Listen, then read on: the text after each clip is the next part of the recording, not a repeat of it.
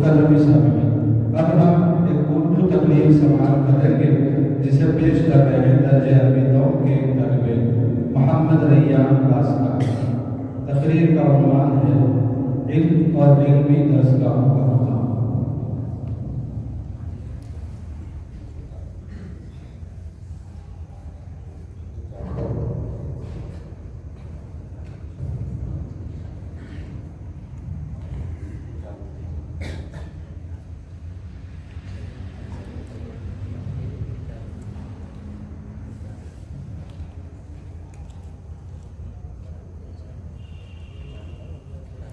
الحمد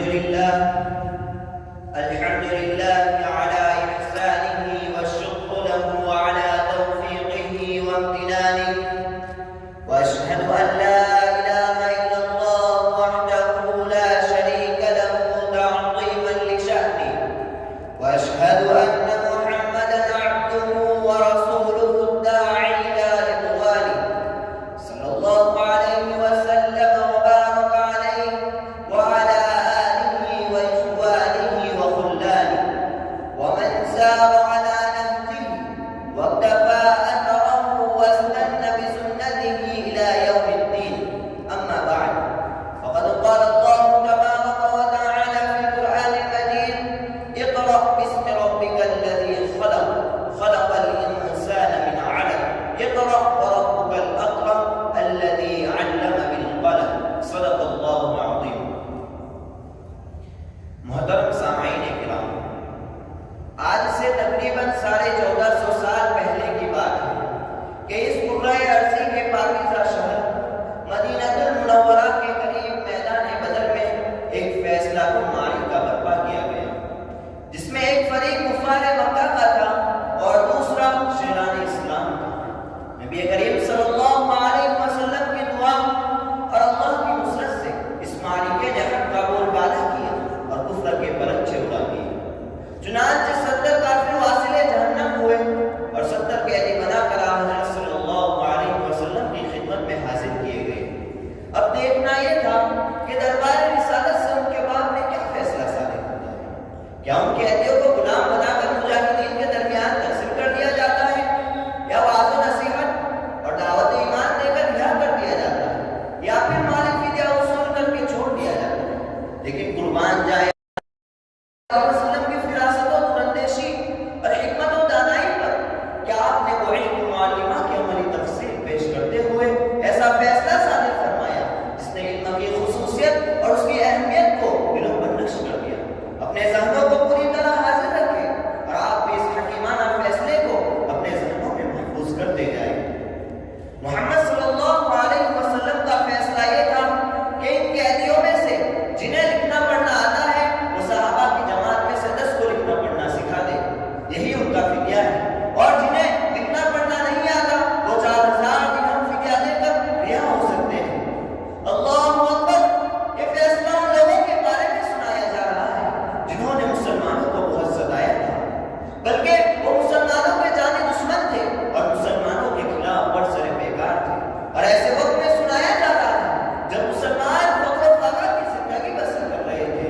کچھ تو وہ تھے جن کے پاس سر چھپانے کے لیے مکان تک نہیں تھا، لیکن آپ صلی اللہ علیہ وسلم کی ذات انعامی نے ان سب باتوں کو نظر انداز کرتے ہوئے ایسا فیصلہ سنایا جس نے پوری امت مسلمہ کو یہ سبق دیا کہ تمہارے لیے علم کا احیاء اور اس کی حفاظت بہت اہم چیز ہے۔ محترم سامعین، جب ہم علم کے مقام و مرتبے کو سمجھنے کے لیے قرآن کی طرف رجوع کرتے ہیں تو ایک عجیب حقیقت ہمارے سامنے آتی ہے۔ ایک طرف آیت کریمہ وَعَلَّمَ آدَمَ الْأَسْمَاءَ كُلَّهَا ثُمَّ عَرَضَهُمْ عَلَى الْمَلَائِكَةِ یہ اعلان کر رہی ہے کہ ظلوم و جہول انسان کو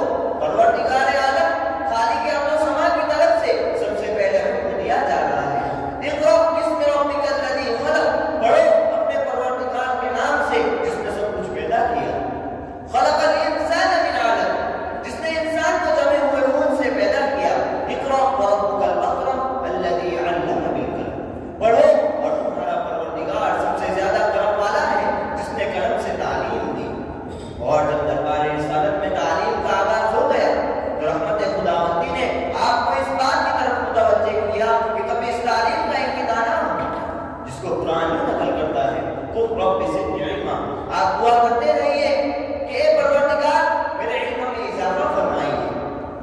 محترم سامعین، جب ہم علم کے مقام و مرتبے کو سمجھتے ہیں تو حضرات گرامی تعلیم کی اہمیت کو مد نظر رکھتے ہوئے ہمیشہ اس بات کی کوشش کی جاتی رہی کہ ہمارا رشتہ اس سے جڑا رہے، اور اس حقیقت کا کوئی انکار نہیں کر سکتا کہ جس شخص نے اپنا رشتہ تعلیم سے جتنا مضبوط کیا وہ کامیاب ہوا۔ آپ مجھے بتائیے، ائمہ دین کو امامت کے درجے تک کس نے پہنچایا؟ مفسرین کو تفسیر کا امام کس نے بنایا؟ ائمہ حدیث کو امامت حدیث کے درجے تک کس نے پہنچایا؟